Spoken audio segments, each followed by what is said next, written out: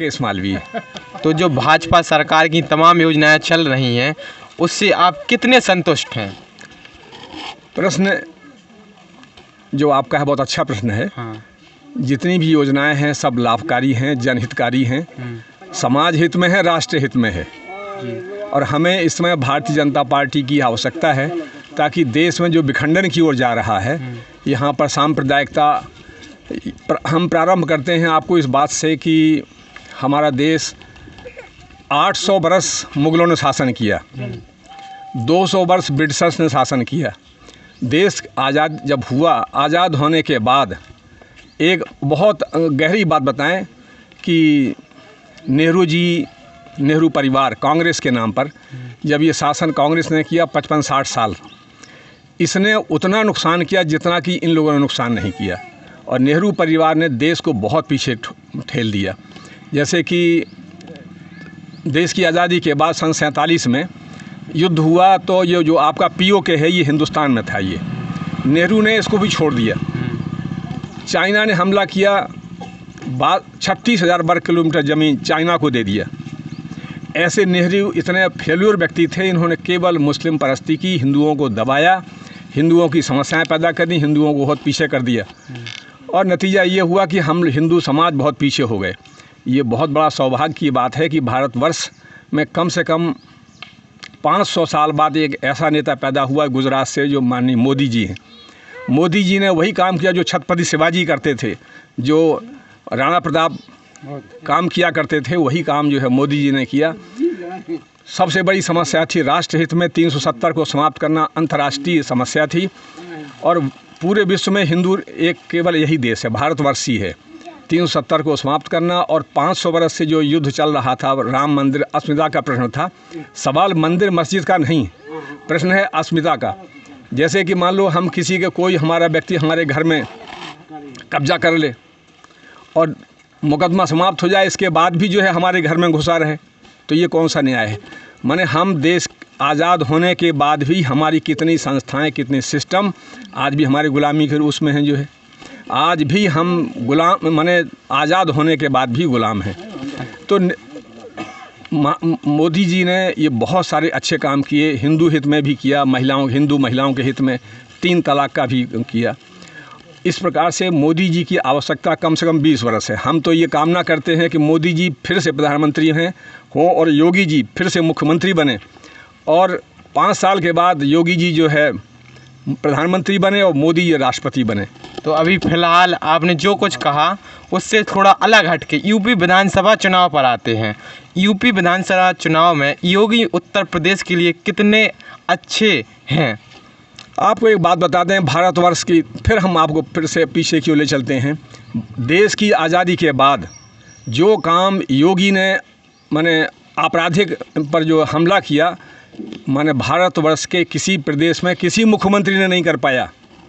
और योगी जी ने क्या किया कि इन अपराधियों को पाताल लोक भेज दिया, ये बहुत बड़ी बात थी। जैसा कि अखिलेश यादव ने आजम खान जो जेल में है फिर भी टिकट उन्हें दे दिया, इस पर क्या कहेंगे आप? आजम खान को तो हम नस नस जानते हैं, आजम खान की पूरी हम हिस्ट्री जानते हैं। आजम खान ने कई विभागों का पैसा रामपुर में लगाया। हम लोग फाइनेंस के व्यक्ति थे, हमने देखा, हालांकि अब तो हम चूँकि रिटायर्ड हम व्यक्ति हैं, तो हम लोगों को नौकरी बचाना मुश्किल था। ये व्यक्ति तमाम अपार पैसा रामपुर में ले गया, वहाँ यूनिवर्सिटी बनाई, फर्जी यूनिवर्सिटी, फर्जी को ज़मीनें कब्जा, गरीबों की, किसानों की कब्जा कर करके इसने बढ़ा लिया था। योगी जी ने उस पर डंडा चलाया, बहुत सुंदर काम किया। तो आपके हिसाब से वर्तमान सरकार से आप संतुष्ट हैं? संतुष्ट नहीं, फिर से इस योगी सरकार आनी चाहिए, फिर से दोहराएंगे? फिर से दोहराना चाहिए, और बड़े अच्छे मतों से 300 के पार। 300 पार? अखिलेश यादव तो कहते हैं कि हम 350 लाएंगे। नहीं, कहने की बात अलग है, चर्चा की बात अलग है। चूँकि इनका संबंध, गठजोड़ इनका अच्छा नहीं है। इनका जो मुस्लिम और यादवों का जो गठजोड़ है, ये राष्ट्रहित में नहीं है।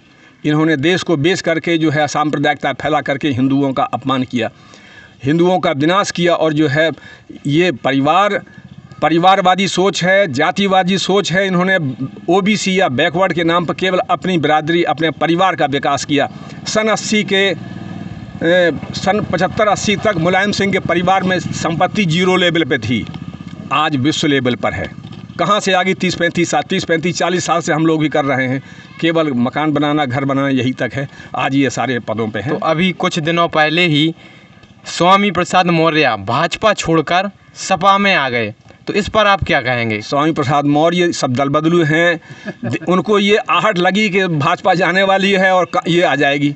तो ऐसा नहीं, भाजपा स्वामी प्रसाद मौर्य से भाजपा से जाने से कोई सरकार को वो पड़ेगा, फर्क पड़ेगा? देखिए, स्वामी प्रसाद मौर्य चाहते थे कि हमें जो है पूरा उप मुख्यमंत्री का पद मिल जाए, हमें बहुत महत्वपूर्ण पद मिले, लेकिन मंत्री बना दिया गया। सारी बातें हो गई। तुम नालायक आदमी हो। केशव प्रसाद से तुम कैसे तुलना कर सकते हो? हम केशव प्रसाद को व्यक्तिगत तौर से जानते हैं, इस व्यक्ति को भी हम व्यक्तिगत जानते हैं। ये भी अपराधी किस्म का आदमी है। ये सब अपराधी किस्म के व्यक्ति हैं सब। ये सपा का यह भी कहना है कि अगर जब तक भाजपा में रहो तो कोई अपराध नहीं, और जैसे ही भाजपा छोड़ो सपा में आओ या किसी पार्टी में। आपका प्रश्न ठीक है, लेकिन हम आपको बताएं, प्रयागराज में अतीक अहमद हमारा पड़ोसी है। हाँ, अतीक अहमद हमारा पड़ोसी है। हमने उसकी शुरुआती जीवन से देखा। उस व्यक्ति ने पूरा क्षेत्र, मैंने 200 एकड़ ज़मीन एलिना सिटी बनाने के लिए ज़बरदस्ती किसानों की कब्जा की, और कब्जा करके पूरा जो है कब्जा कर लिया। अरबों खरबों की संपत्ति, जो उसके पिता घोड़ा हाँकते थे, आज वो खरबपति व्यक्ति है। अब आप कहें कि ये इतनी संपत्ति कहाँ से आ गई? अगर प्रयागराज की कम बात से कम इस व्यक्ति ने सैकड़ों हत्याएं करी होंगी। 1 दर्जन लोगों को तो मैं जानता हूं जिन की हत्याएं हुई वहां पर। वहां केवल हत्याओं के नाम पर सब भाग जाते थे लोग। इलाका कोई व्यक्ति वहां पर उस क्षेत्र शहर पश्चिमी में चुनाव नहीं लड़ता था, कोई जो है पर्चा नामांकन नहीं करता था। लोग केशव प्रसाद मौर्य जैसे लोग दिन में प्रचार करते थे, रात में भाग जाते थे डर के मारे। आज भले ही मुख्यमंत्री हैं, बात अलग है। देखिए, अगर प्रयागराज की बात की जाए तो पिछले कुछ दिनों में अभी योगी सरकार ने, स्वयं योगी आदित्यनाथ अतीक अहमद जो कब्जा किए था उस ज़मीन पर गए थे, वहाँ पर भूमि पूजन किया और गरीबों के लिए वहाँ पर फ्लैट आवंटन करवाए। इससे आप राजनीतिक देखते हैं या गरीबों के लिए मदद की? हमें मालूम है जिस भूमि पर इनका जो है वहाँ अतीक अहमद ने के घोड़े अस्तबल बांधे जाते थे, उस ज़मीन को ज़बरदस्ती कब्जा किया। और जिस ज़मीन की आप बात कर रहे हैं ये लूकरगंज मोहल्ले में है, और उस मोहल्ले में वो ज़मीन को जो कोई विदेश बाहर रहता था उसको ज़बरदस्ती अभी 4-5 साल पहले कब्जा किया था इन लोगों ने। तो ये बहुत सुंदर काम किया। इसके लिए श्रेय वहाँ एक परिवार है चौधरी नौनहार सिंह जी का, जितेंद्र सिंह उनके, अच्छा, जो आजकल वर्तमान में कैबिनेट मिनिस्टर हैं, मिस्टर सिद्धार्थ नाथ सिंह जी।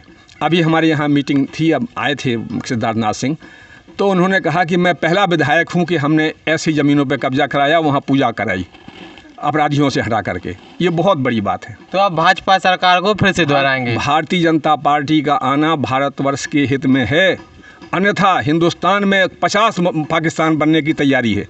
1 पाकिस्तान नहीं, 50 पाकिस्तान बन जाएंगे।